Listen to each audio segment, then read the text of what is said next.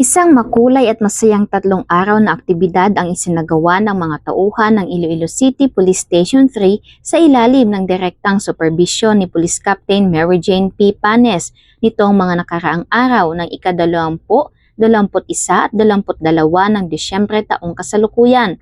Ang kanilang layunin ay magbigay ng kaligayahan at tulong sa mga komunidad sa pamamagitan ng 3 natatanging gift-giving activities bilang bahagi ng pagdiriwang ng Kapaskuhan.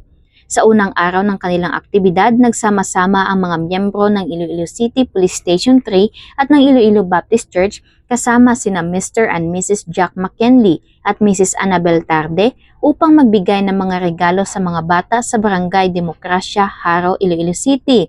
Puno ng saya at kasiyahan ang lugar nang dumating ang mga pulis at mga miyembro ng simbahan na may daladalang mga gift packs at mga laruan para sa mga kabataang nakatanggap ng kanilang mga handog. Isang espesyal na Christmas treat naman ang inihandog ng mga kasapi ng Iloilo City Police Station 3 sa mga senior citizen sa isang kilalang fast food chain. Sa pagkakataong ito, ipinakita nila ang kanilang pagpapahalaga sa mga nakakatanda sa pamamagitan ng isang simpleng salo-salo kung saan sila ay kumain na magkasama at nagkaroon ng pagkakataon na makipagkwentuhan at magdiwang.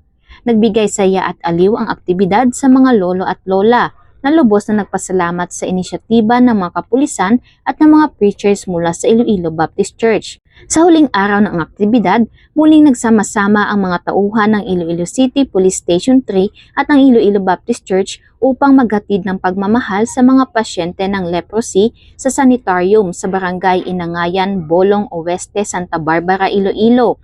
Ang mga pasyenteng ito na karamihan ay nahihirapan sa kalagayan dulot ng kanilang sakit ay tumanggap ng mga regalo at Christmas treats mula sa mga tauhan ng Iloilo City Police Station 3, mga preachers ng Iloilo Baptist Church at mga force multipliers na BPAT, RER, Guardians G1, Guardians Pegasus at K9. Ang 3 araw na gift-giving activity ng Iloilo City Police Station 3 ay isang matagumpay na pagsasama ng iba't ibang sektor ng komunidad, kabilang na ang simbahan at mga lokal na residente na nagbigay ngiti at kagalakan sa mga kabataan, senior citizen at mga may sakit. Ang mga kaganapang ito ay nagsisilbing paalala sa lahat na ang Philippine National Police ay buong pusong nagsiserbisyo na ang bawat munting kabutihan at malasakit ay may malalim na kahulugan at epekto, lalo na sa mga nangangailangan ng tulong at pag-aalaga. Mula dito sa Western Visayas, ako ang inyong PNN correspondent, Patrolwoman Glidel Astrologo, alagad ng batas, tagataguyod ng Balitang Pulis.